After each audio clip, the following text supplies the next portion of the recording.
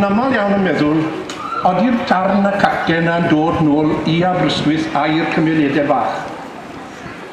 Odi we werth i ni wneud rhyw sŵn amdano fe. Fe mam yn gweithio i paid yn ei sŵn wedi fel la.